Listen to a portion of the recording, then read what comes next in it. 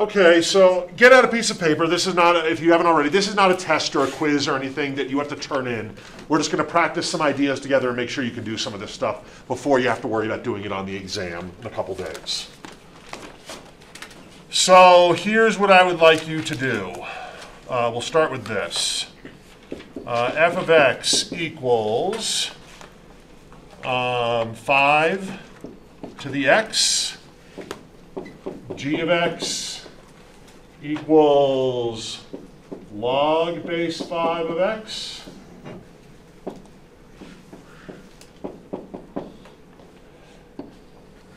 And what I want you to do first for me today is I'd like you to finish that table for f of x, and then I would like you to fill out the table for g of x. Everyone, please go ahead and do that now. If you know how to fill out this first table, it happens pretty fast. So everyone who feels like participating, go ahead. Anything to the 0th power is what? 1. Anything to the first power is itself. And anything to the negative 1 power is itself. Sorry, say again? Or flipped. Flipped over, yeah. Flipped over. Okay, and then second power, remember that doesn't mean double it, it means square it. So it's going to be 25. And then the negative 2 power is going to be flipped and squared, so 1 over 25.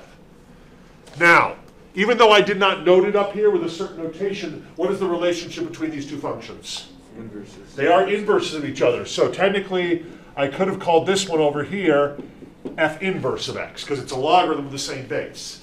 And if you know 5-ordered pairs on the original, do you automatically know 5-ordered pairs on the inverse as well? Yeah. Yeah, just switch them. So 1 over 25, negative 2, 1 over 5, negative 1, 1, 0, 5, 1, and 25, 2. And just like that, we get 5-ordered pairs on each one of these graphs. Okay, so that being said, you could always come up with 3-ordered pairs very, very easily for any exponential function. Let me write a horrible looking exponential function here, like this. H of x equals, I don't know, let's do 11/19 to the x. But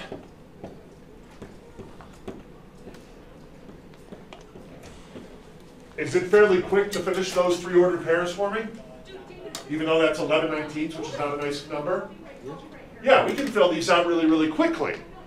Because it doesn't matter what number you're taking to the 0th power. What are you always going to get when you take a number to the 0th power? 1. And anytime you take a number to the first power, you're always going to get itself. And anytime you take a number to the negative 1 power, you're always going to get itself flipped over. So just like that, you can get those ordered pairs. Furthermore, if you have that,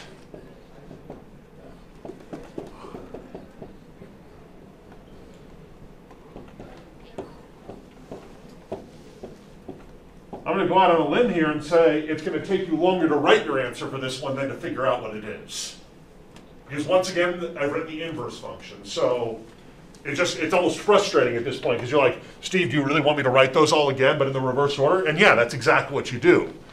You just go 19 over 11, negative 1, 1, 0, 11 over 19, 1. So it gets kind of frustrating when you know the answer. You just need to make sure you get it down there. All right. So how about this? How about this? Let's do x f of x equals 2 to the x, negative 2, negative 1, 0, 1, 2, and you get started on that one for me.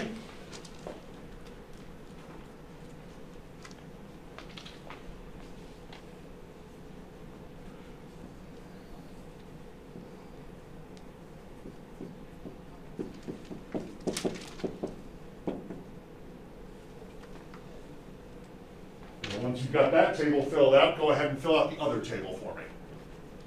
Once you've got that table finished for 2 to the x, go ahead and fill out the other table for me.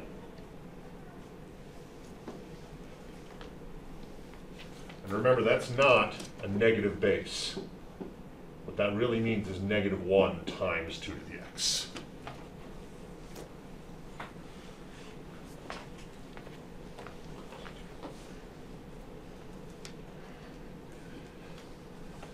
And if you're feeling particularly frisky today, which I hope you are because it's a good day for math,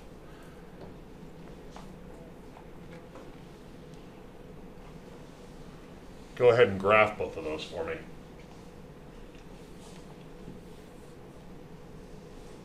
Go ahead and graph both of those functions for me. You can put them on the same coordinate system. They shouldn't get in each other's way.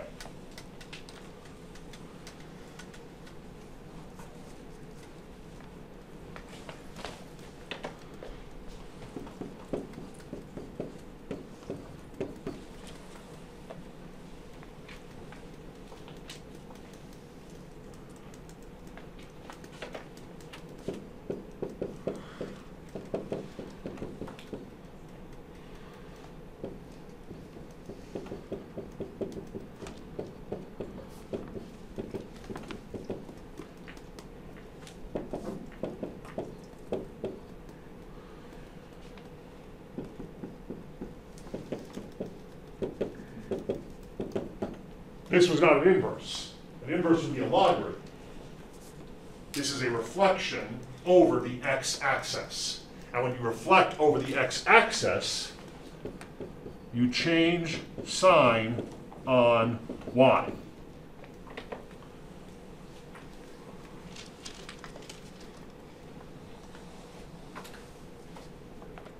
I make a big deal in here about how one of the things that people often mess up on is the solving for x problems. But we all know, no matter how good we are at math or how great we feel, that any sort of graphing problem can be very daunting on a math test. You just suddenly have this huge coordinate system in front of you. They're usually worth quite a few points. You got to fill out a whole table, get the points in the right spot, and graph it. But you can all do it.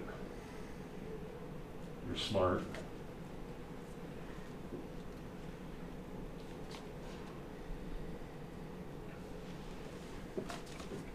So this one down here is my g of x, and this one up here is my f of x. So be careful, class, because sometimes you're doing a transformation, like we did here, and other times you're doing an inverse, like we did when we did an exponential and a logarithm. You just got to be careful. And hopefully you got some practice filling these out when you did the back page of that handout I gave you last time. And if you didn't do that yet, that's okay. You can still do it, and there's an answer key for it. So if you're having a hard time filling out these tables or filling out these tables up here, make sure you take a look at the back of that handout from our last class.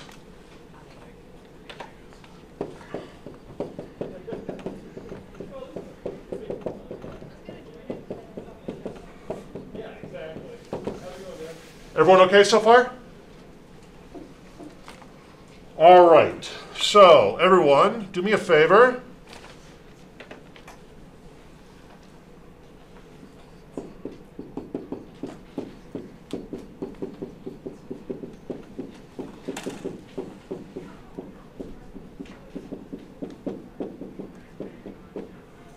Don't need to use a calculator for this one because I'm not even looking for a decimal approximation on this one. I just want everyone to show me how you would do a change of base. How would you set that up to do a change of base? Not looking for a calculator response, so don't reach for the calculator. Not even looking for a decimal answer. I just want to know how you would set this up so you could do a change of base.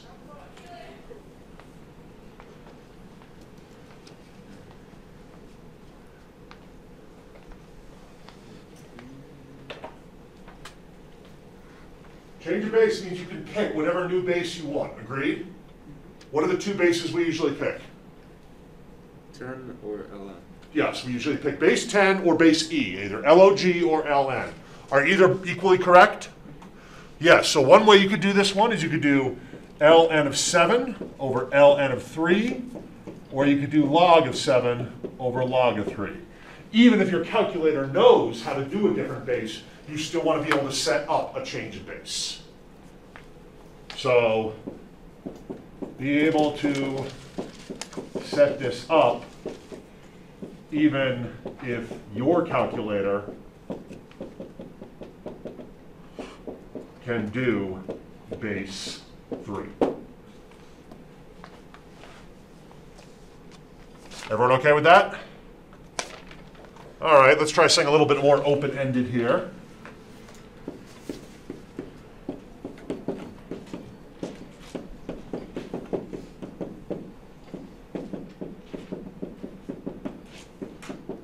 I want you to show me the product rule and the quotient rule. And what we'll use, everyone, is we'll use base B and use M and N. And if you don't know what that means, to use M and N and use base B, we'll figure it out together in a few moments. But see if you can show me the product rule using those things right there. Show me how the product rule works. If someone said, give me the formula for the product rule, what would you write down for them?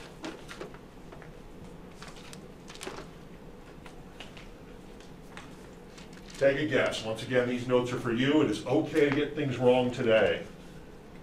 So here's the product rule, everyone. This is what I was looking for.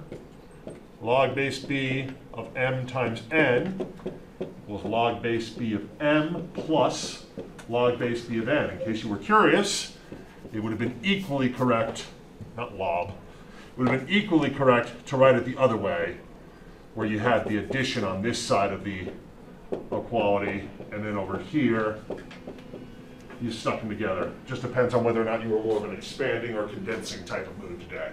So you don't need to show both of these. As long as you did one of those two things, you have demonstrated the product rule. As long as you did one of those two things. Whether you got that wrong or right, now see if you can do the quotient rule for me. Okay, quotient rule here. Log base B of M over N equals log base B of M minus log base B of N, or log base B of M minus log base B of N, of N equals log base B of M divided by N. And actually, everyone, if you chose to put N on top and M on the bottom, that's fine, as long as the one that's on top is the positive logarithm and the one on the bottom is the negative logarithm.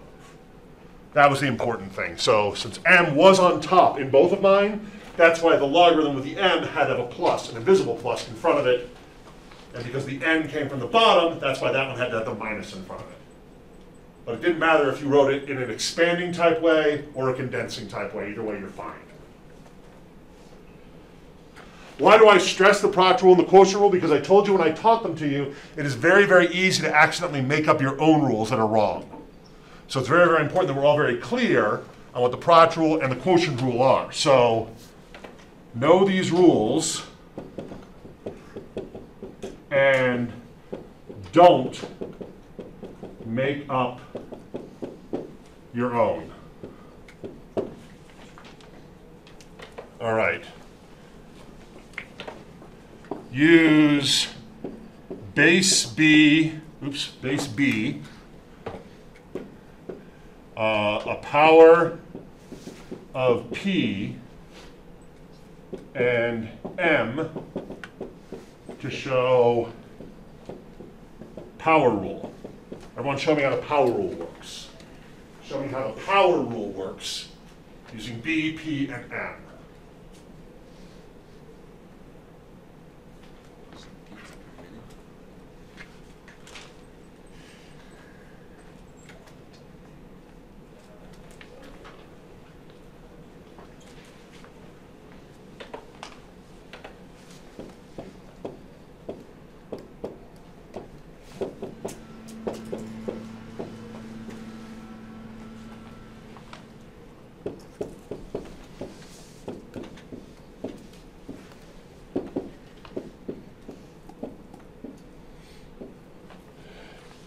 And it doesn't matter if you showed me how you can bring the power down or you showed me how you can bring the power back up. It doesn't matter which one of these you do. As long as you were demonstrating that the power can move back and forth between being the power on the argument you're taking the logarithm of, or a multiplier in front.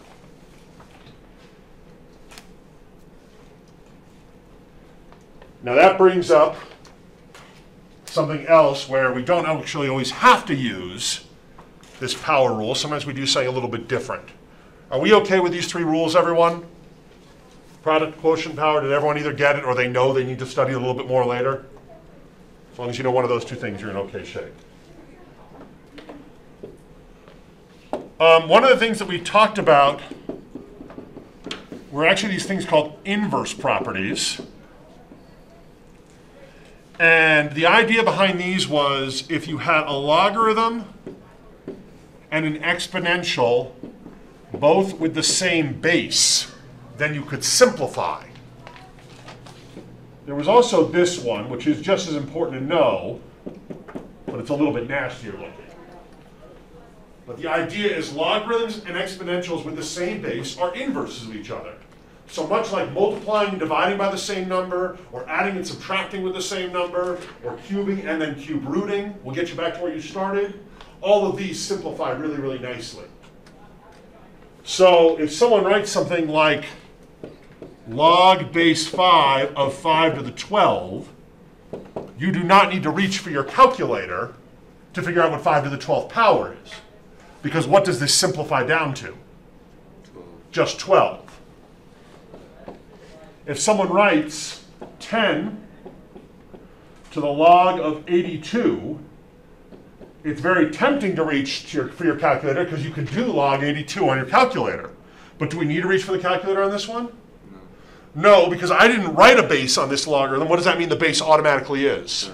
10. So this simplifies to 82. Now what happens is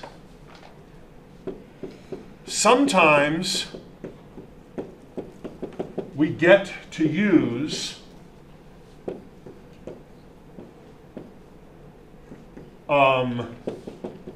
this instead of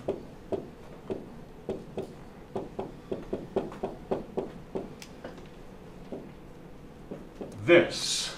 In other words, class, sometimes we get to use the inverse property. You can close that door if that's bothering anyone. I don't mind. Sometimes we get to use the inverse property instead of, oh, that was bothering me more than I thought it was, thank you, instead of the power rule. Sometimes we get to use the inverse property instead of the power rule. And whether or not you remember this or not, we actually saw this when we were doing our 4.6 problems last time. So if someone says to me, you have ln of 3 to the x, that does not simplify down to just x because the bases don't match.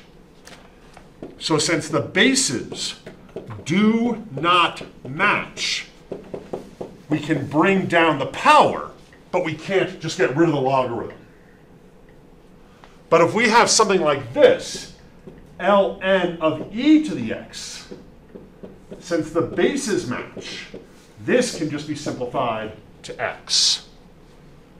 So that inverse property sometimes saves us some time over just using the power rule, as long as the bases match. So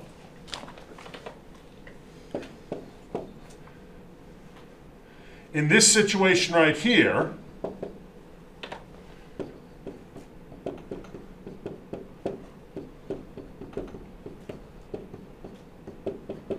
do we use the power rule or can we simplify using an inverse property? Which one do we have to use? Power.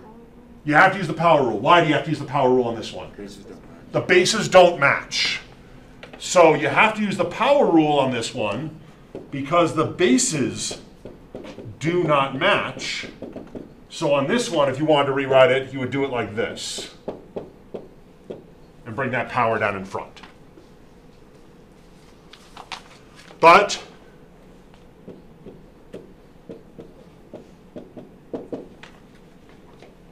what can you do with that one? Inverse inverse property, just rewrite it as what? 3x. 3x.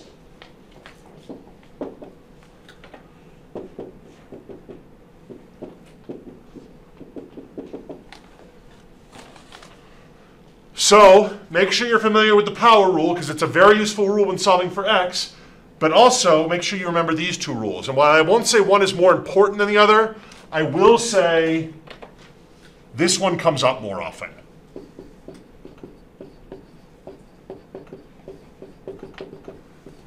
That one right there.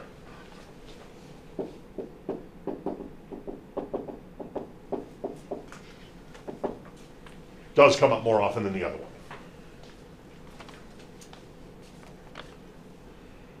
Okay.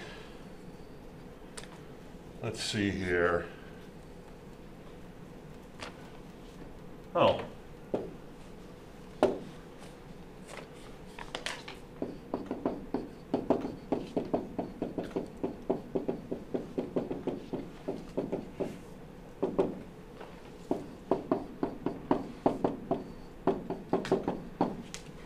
Everyone, find the inverse function for that for me. Find the inverse function for that. You are welcome to use anything you want. You can do it in your brain. You can use the 4-step process. You can guess and check. But no matter how you do it, I need to see your answer using proper inverse notation.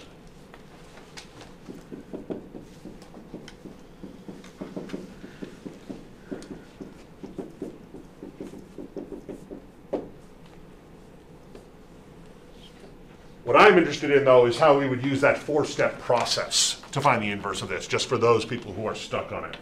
Anyone remember what the first thing we do to use the 4-step process? Swap x and y. Not yet. We actually need to do something really quick before we do that, because there is no y yet. Oh, well, put y in. Yeah, so we put a y in there.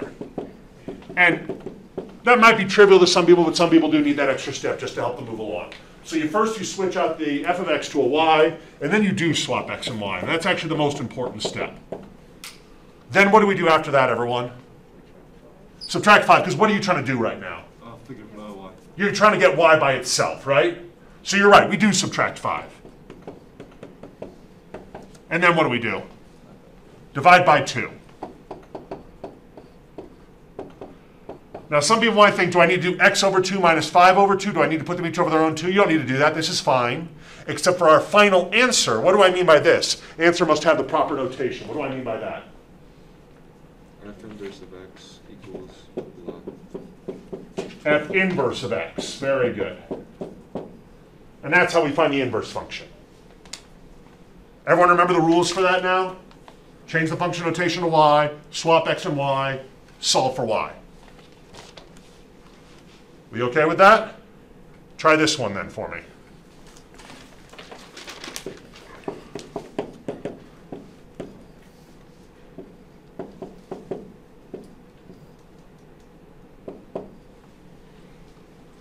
Try that one for me. It's harder. It's harder for sure, but try that one. See if you can do that one. It's the same 4-step process. It's just the solving for y part's going to be harder. I asked you all to do this one because this is an important thing you know how to do, and I actually forgot to put it on your practice test, so I thought we'd all just practice it together right now. I'm going to go out on a limb here, and I'm going to say I do think the first 2 steps are easy as long as you remember what the first 2 steps are. The first step is you just change that function notation to a y.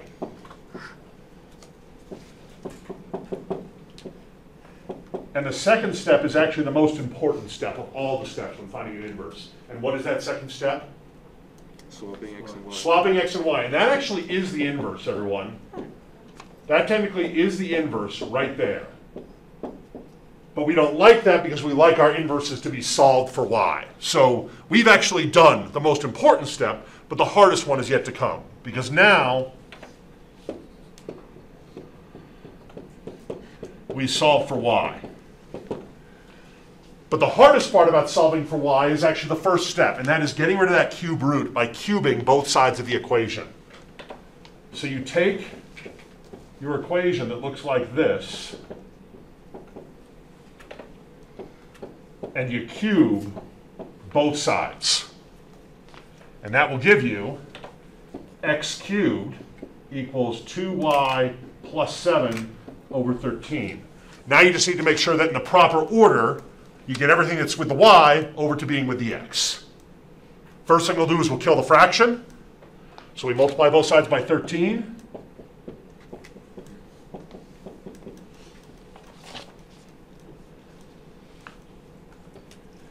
After we multiply both sides by 13, what's next? Subtract 7. Subtract 7. And then divide by 2.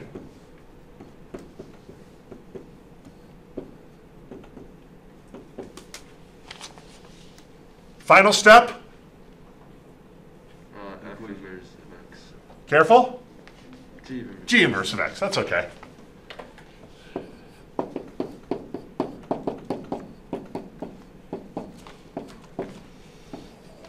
How we do, class? We doing okay? All right. How about this one? Give me the inverse function.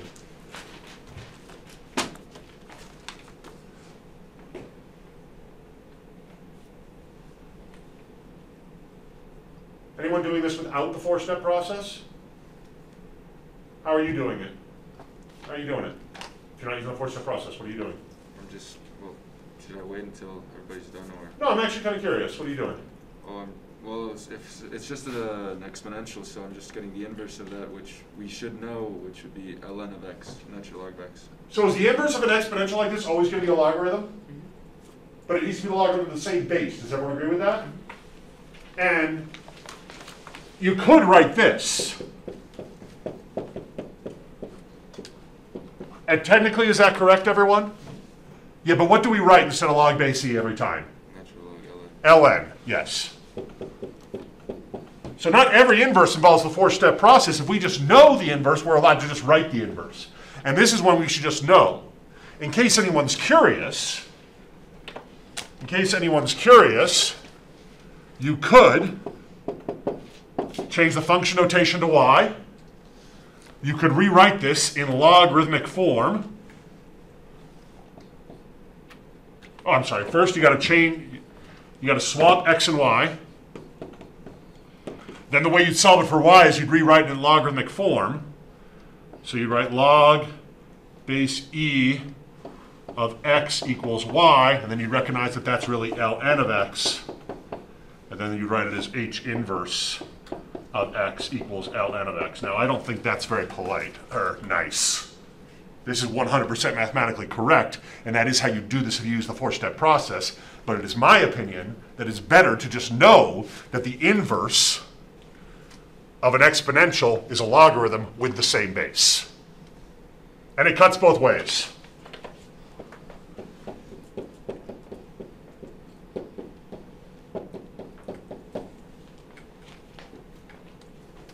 Do we know the inverse function of log of x? Should we just know that off the top of our head before we take this test? We should. We should know that's a logarithm. Its inverse is an exponential. What's the base? 10. Done. And finally, the last thing I'll tell you before we take our practice test is this. Oh no, I have one more thing I want to do. Check this out.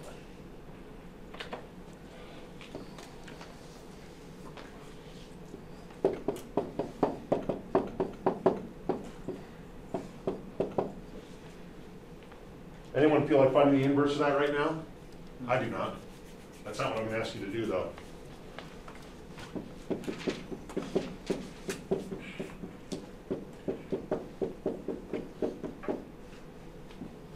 Everyone, see if you can answer that question for me. Or get and respond to that request. It's not a question, I guess. I want to see if you can give me the range of f inverse. I want the range of the inverse of that function.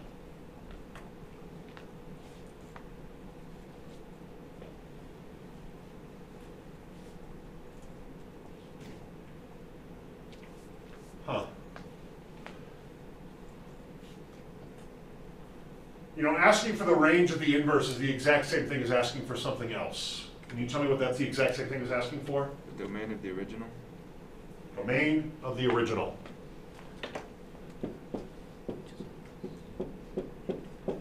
Asking for the range of an inverse is the same as asking for the domain of the original. Now, do we know what number we need to kick out of the domain of the original? Yeah. What number do we kick out? Class, what number can we not put in that original function? 3. I heard it over there very quietly, but I heard it. And if that's the domain of f of x, it is also the range of the inverse. What's the point of this problem? The point of this problem is reminding you that you need to know that when you find an inverse function, not only are you swapping each x and y individually, but you're swapping the entire domain and range. So if I ask for the range of the inverse, I am secretly asking for the domain of the original, because the domain and range will swap. Everyone with me on that? We okay back here? Back here in the middle? On the sides? Here? Maybe? All right. When I did that in class, I usually sat in the background. Okay, so.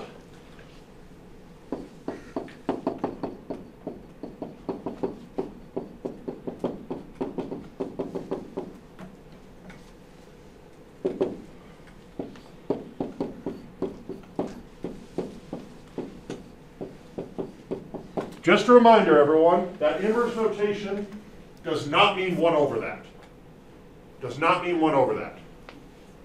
So, if someone says f of x equals 3 to the x and says what's the inverse of that, you do not tell me it's 1 over 3 to the x. You do tell me that it's log base 3 of x. And the other thing I want to talk about with notation, because it's sometimes kind of hard to see up here, is please remember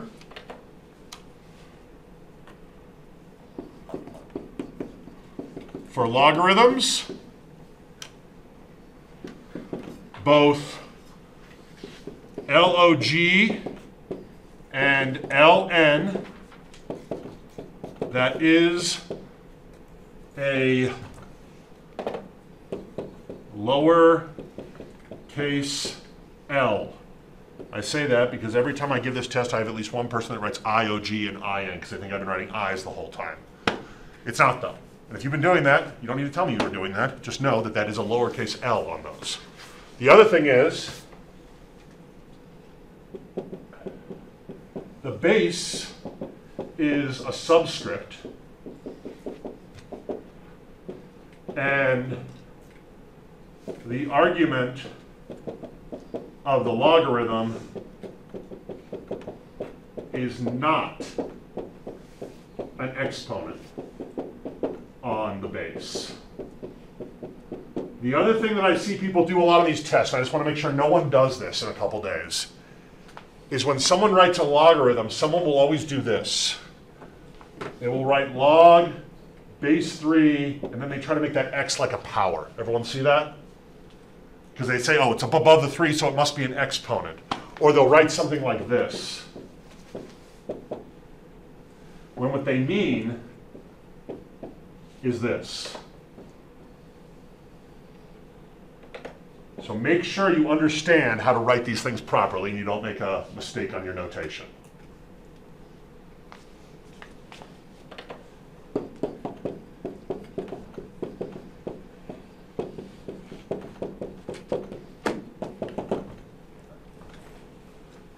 All right, everyone, it's time for the practice test. You all know the drill. Do you have to turn this thing in? No. Should you also look at the study guide in addition to looking at this practice test? Absolutely. Answer keys posted. Okay, everyone, if you haven't done so already, take a look at this problem that I put up here. You can do it in the back of your practice test. If you have already done this, if you saw me put this up here and you already did it, then go ahead and work on another problem in your practice test for a moment. But everyone take a moment. This is pretty much a pure, just quick setup and calculator problem. You just need to know how to set it up. So everyone take a moment and see if you can set up how to answer these 3 questions. Half-life of carbon-14, How old is a bone that has 53.6% of its original carbon-14? And how old is a bone that has lost 77.2% of its original carbon-14? This is directly related to what we talked about in class last time, which I know was 5 days ago, so you might not remember, but give it your best shot. Give it your best shot.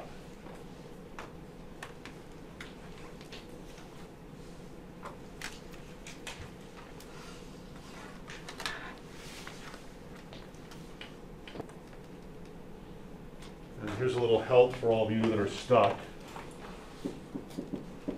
The half-life formula is going to be ln of 1/2, or 0.5 if that's easier for you to do on your calculator. 0.5 is just fine, all over k. And k is a negative decimal. K is a negative decimal. So if you can find the only negative decimal in this problem, there's a good chance that that's k.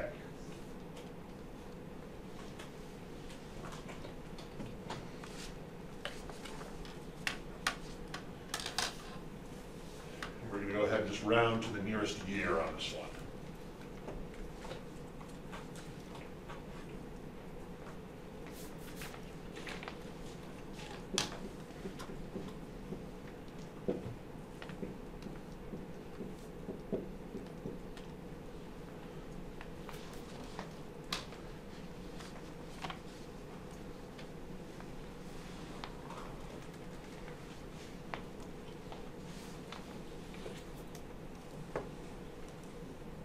Can anyone tell me how I'd set up the second one? How I'd set it up? I don't want the answer yet, but just what I would do. The percent is the amount, the final amount, so that would be the A of t. Okay, that'll work, yeah. So if I want to set this up here, I would do ln of what? The remaining percentage? Remaining percentage as a decimal. As a decimal. As a decimal. So what's the remaining percentage as a decimal? What's 53.6% as a decimal, everyone? 0.536. And do we still divide by that same nasty decimal that's in the original? Yes. Negative 0.000126. Why is the third one sort of a trick question? What's sort of tricky about the third one? It's like the previous one, but it's asking the remainder of what's left. The opposite of the 77.2. Yeah, so that's good. So when you set up one of these things, what you want to put inside the parentheses up here is the percent decimal that remains, not how much is gone. So in order to do this one, you first need to say that that means that 22.8% remains. So that means you set this one up as ln of 0.228 over negative 0.001216. And then it's just a matter of putting in your calculator and make sure you're hitting that 0 button enough and making sure you get a positive answer. Does anyone have the answer for the first one for me, for A? Roughly 5,700 years. 5,700 years. That should be what you're getting on your calculator. That should be what you're getting on your calculator when you do the ln of 1/2 or 0.5 divided by negative 0.000126. Someone else want to tell me what they got in the second one? Well done. Does someone else want to tell me what they got in the second one?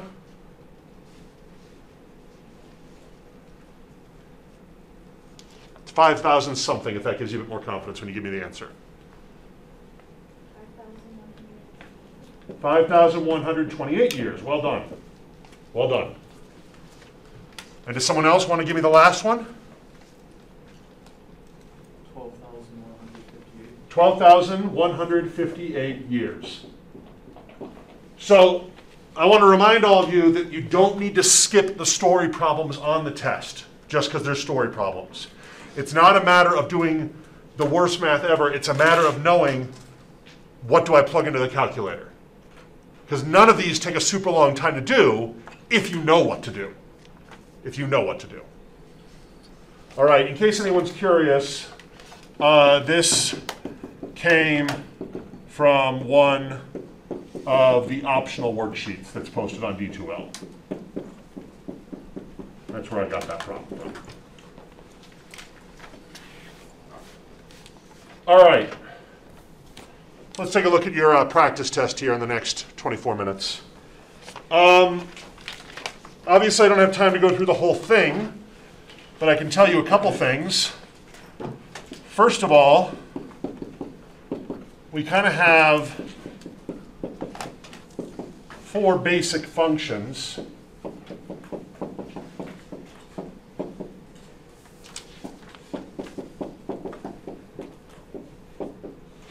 Two kinds of logarithms and 2 types of exponential functions. And what I mean by that is you could have a base that's bigger than 1 on your exponential, or you could have a base that's between 0 and 1. On your logarithm, you could have a base that's bigger than 1, or you could have a base that's between 0 and 1. And what you'll notice is all 4 of those types are represented on your sheet. We have an exponential with a base bigger than 1, 4 to the x. We have an exponential with a base between 0 and 1, 1/2 to the x. You have a logarithm with a base bigger than 1, log of x, which is log base 10 of x. And you have a logarithm with a base between 0 and 1, log base 1/3 of x. So all of those are on there. And once you know this, you can actually pretty much answer most of the questions right then and there.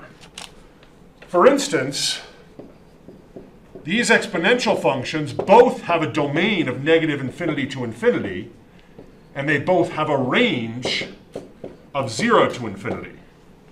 Both of these logarithm functions have a domain of 0 to infinity and a range of -infinity to infinity.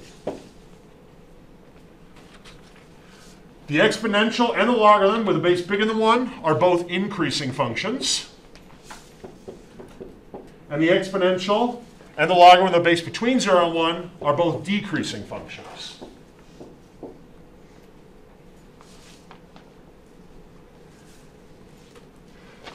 Exponentials have the same asymptote. It's a vertical asymptote. I'm sorry, no, it's not at all. Don't listen to me. Now listen to me. It's a horizontal asymptote of y equals 0, and these both have a vertical asymptote of x equals 0. These both have a y-intercept of 0, 1, and these both have an x-intercept of 1, 0. And depending on the size of your base, and if it's an exponential or a logarithm, you can predict what the graph is going to look like. Now, obviously, I didn't just give you the answers to these problems. I just told you how to figure out the answers to these problems. Is the answer key posted online? Yeah, so if you're stuck, what I recommend is you use this to help you, and then look at the answer key. And see if you can get the answers from this, and then see if you can answer the specific ones that are on this sheet. The only other thing I'll tell you about that one, problem number 1, is if you're dealing with exponential ordered pairs, it is usually in your best interest to just do those. Start with -2, -1, 0, 1, and 2, and get a y value that you get when you plug those in there. That's the quickest way to get a bunch on the exponentials. For logarithms, it is best to get ordered pairs for the inverse and then swap them. So for instance, if someone wanted 5 ordered pairs on log base 5 of x, that's not that easy necessarily to come up with 5 ordered pairs really quickly on that graph. It's a pretty nasty function to come up with ordered pairs on. But is it pretty quick to come up with 5 ordered pairs on 5 to the x? Is that pretty quick? Yeah, that one's not so bad, because that would be -2, 1/25, -1, 1/5, 0, 1, 1, 5, 2/25. And if you can do that, do you get the other ordered pairs for free? Yeah, you sure do. In fact, this is the one I think we did earlier today. So it is a really useful trick to know how inverses work to get some quick ordered pairs of a logarithm. And you can check the answer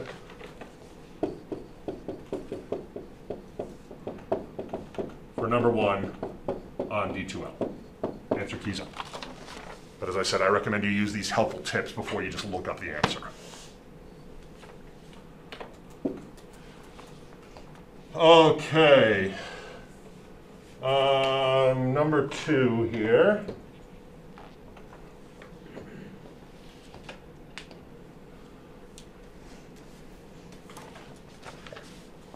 How many of them there were there that you couldn't do, that they were impossible? How many big X's did you do? 4? 4, okay.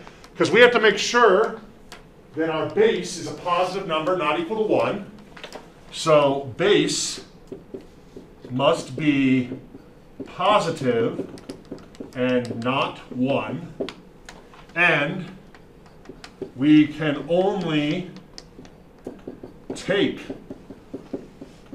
logarithms of positive numbers. So just scanning through this thing, what do I see here? Oh, can't do this one, there's a -3. Can't do this one, there's a 0. Can't do this one, it's a -1/3. And what's the other one I'm missing? Log 1/3. Oh, yeah, you can't have a base of 1. I'm sorry, everyone. It's a little different up here than it is on your sheet. I had to stack it like this, otherwise it just got too long and narrow on the smartboard. Yeah, now the rest of them we can do, and the point of this was you were supposed to try and do them without a calculator. And the way you do that is you just remember what a logarithm is asking. So I'm not so much interested in the answer for this first one right now, but what is it asking you to find? 3 to the 4th. It's asking you to find the power you would put on 4. It's asking you to find the power you would put on 3 to get 81, which happens to be 4. What power do you put on 3 to flip it and square it? Say again? Well done. What power do you put on anything to turn into a 1? 0. What power do you put on anything to keep it as itself? 1. What power do you put on anything to flip it over? -1. What power do you put on something to flip it over and take its square root? -1/2. The negative will flip it, the square root will 1/2 it. Which means this one over here, since that's really a power of 1/2 on there, this is also just 1/2. This one didn't flip though. Why is that one hard? Is there a fraction of the base? Yeah, it's a fraction on the base, and here's what happens with this one, everyone. First of all, did anyone get this one or want to give me a guess for this one? -3/2. -3/2. Anyone else? What does the negative do to the 1/9? Flips it. Flips it over. What does the 2 in the denominator of the fraction do? It square roots it. So you flip over 1/9, it becomes 9. You square root it, you get 3, and then you cube it, and you get 27. Yeah. If there's one this bad on the test, it would only be one problem, and it would be worth 1 point. So don't freak out about that. So I actually can't remember if I put one like this on the test, but would be a 1-point problem on exam. So don't let that one ruin your next few hours. Okay. Let's do a little solving for x. Do a little solving for x here. We'll jump ahead to number 4.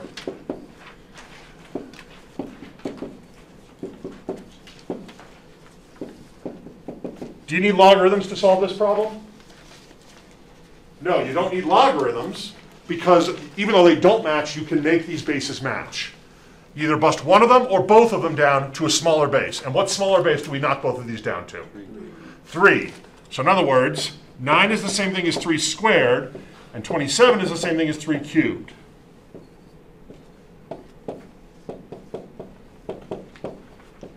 And this part of the problem gives you an awesome opportunity to make a mistake. Because what do people forget to do here all the time?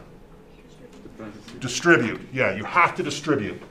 So this does have to be 3 to the 2x minus 6 and 3 to the 6x plus 3. You set the powers equal to each other. Don't lose your cool. Don't miss a negative sign in here. Subtract 6x. Add 6. You should get x equals -9/4 when all the dust settles. You don't even need to check it because we only check them when we have logarithms involved. Okay.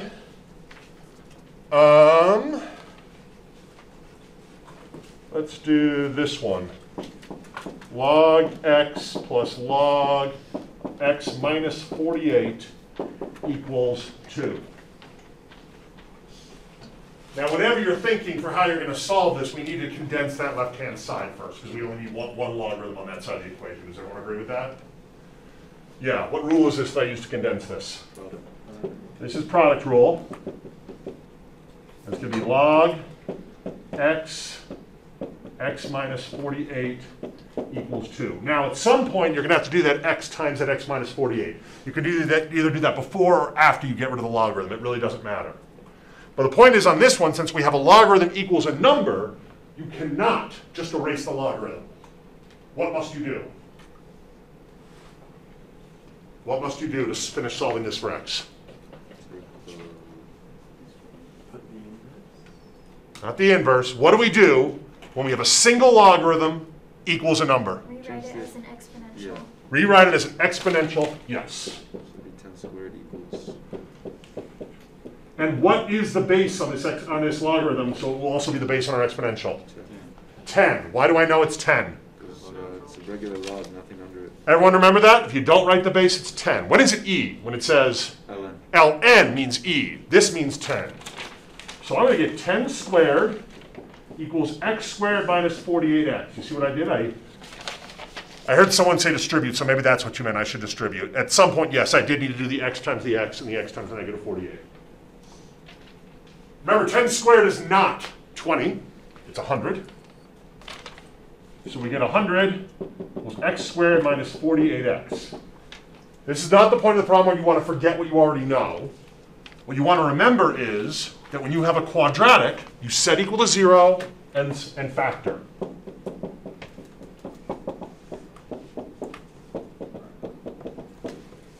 And if I set this equal to 0,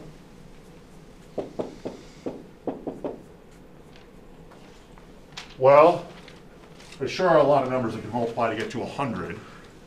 But this one looks like it's set up to be so it's 2 and 50. How do I know that? Because 2 and 50 are if you do 50 minus 2, you'll get 48. Or in this case, we want to do 2 minus 50. So this is going to be x minus 50, x plus 2. And everyone that does this problem is going to get those two answers. Everyone.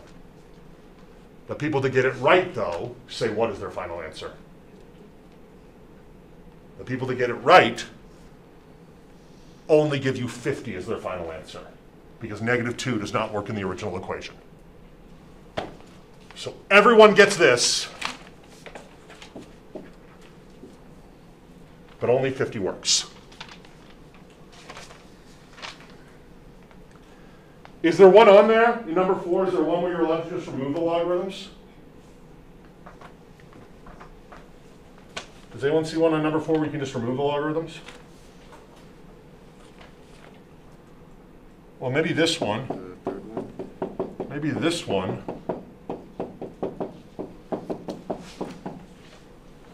But don't remove the logarithms until you're allowed to. I am not allowed to remove the logarithms yet. Why can I not remove them yet?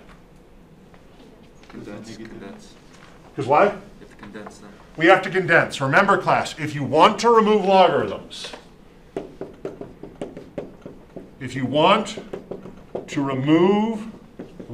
just erase them and pretend they were never there, you must have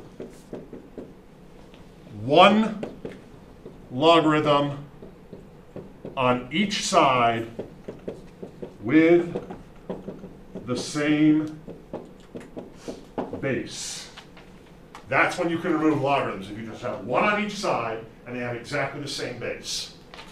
So, if I condense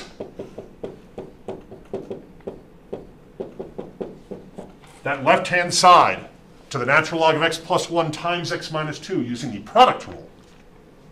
Then I have a single logarithm on each side.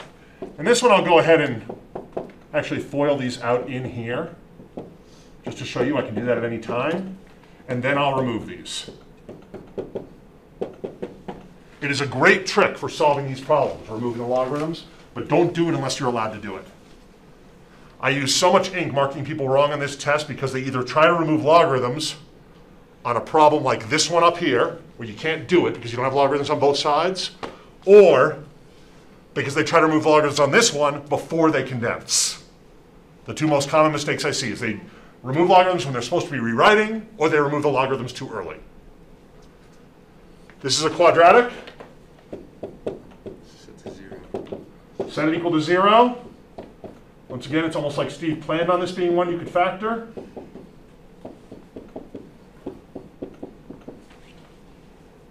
Don't reject the negative 2 just because it's a negative number. You reject the negative 2 because if you try to plug it back into the original equation, you take the logarithm of a negative number. That's why the 3 is okay and the negative 2 is not. Checked in original.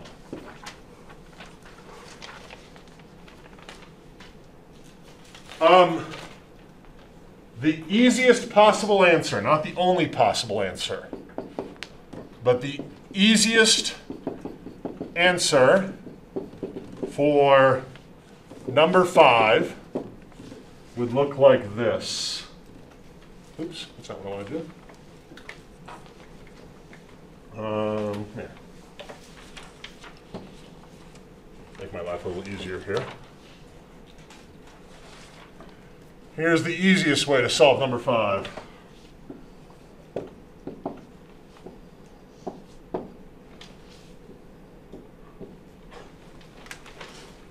That's the easiest way to do it. The way I would actually usually do it, the way that it occurred to me to do it when I first saw it, because I wasn't thinking of lines on all of them, is I actually did this, and I think this is what I saw a lot of you doing when I kind of looked over your shoulders. I just drew like a curve here that failed the vertical line test. I drew a parabola for this one, and then I still drew a line for this one, like that.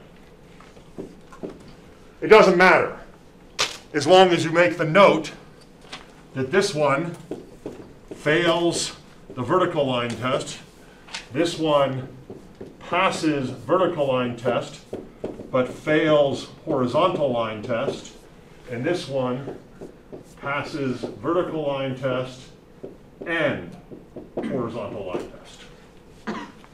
That was the trick. That was the trick.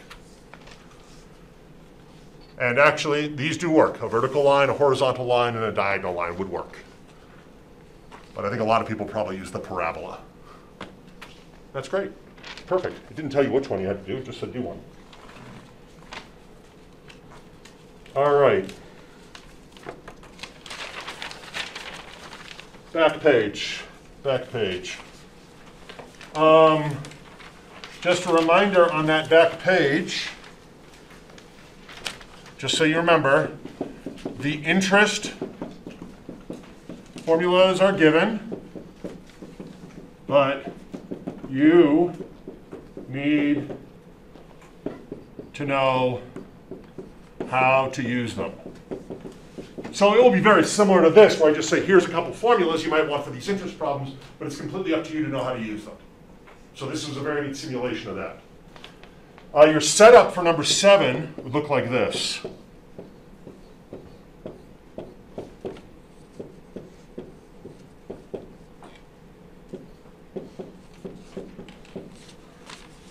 And your setup for number 8 would look like this.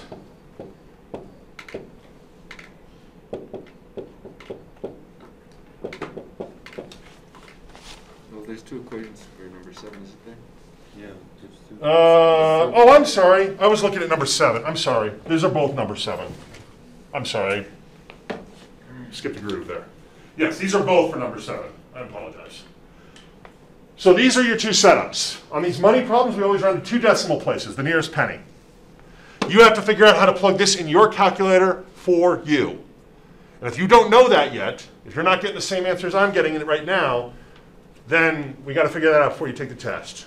So maybe stick around and talk to Rachel today. She has a session after class. Go visit another SI, talk to a friend who's got the same calculator, talk to me. But we should get $24,115.94. And you should have gotten $8,580.03.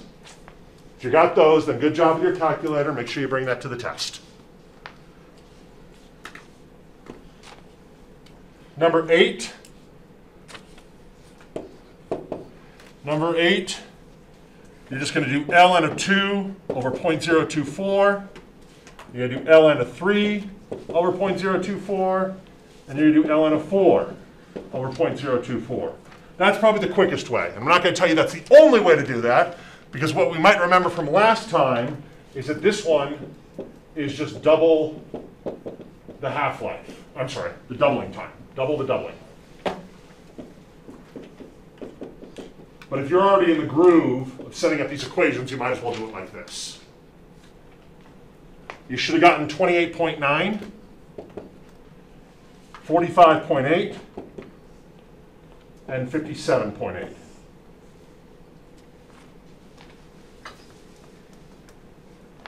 And finally, I am almost out of time here. Which one couldn't you do on the last one, number 10? Did anyone get that far and find one you couldn't do? Yeah. The last one is impossible. And if I did something like this to you on the test, I mean, it's kind of a trick question. I would warn you that it was coming. Just like how on this practice test, on that one problem, I warned you there were some of those logarithms you couldn't do. And on this one, if you read the instructions, it warns you that one of them cannot be solved. So I wouldn't just stick one of these in and say good luck. I would stick it on the test and put instructions that say, here's 3 of them, there's one you won't be able to do. So tell me which one you can't do. The reason you can't do it, everyone, is because when you see something like this, you know that you're going to have to do a logarithm of both sides to get that x down. So you start moving everything except the exponential to one side. But very, very quickly, you will see that you get a negative 3/5 here. And we can't do a logarithm of both sides. So the last one is impossible to do because you end up with that negative number over there. Class, we are out of time. So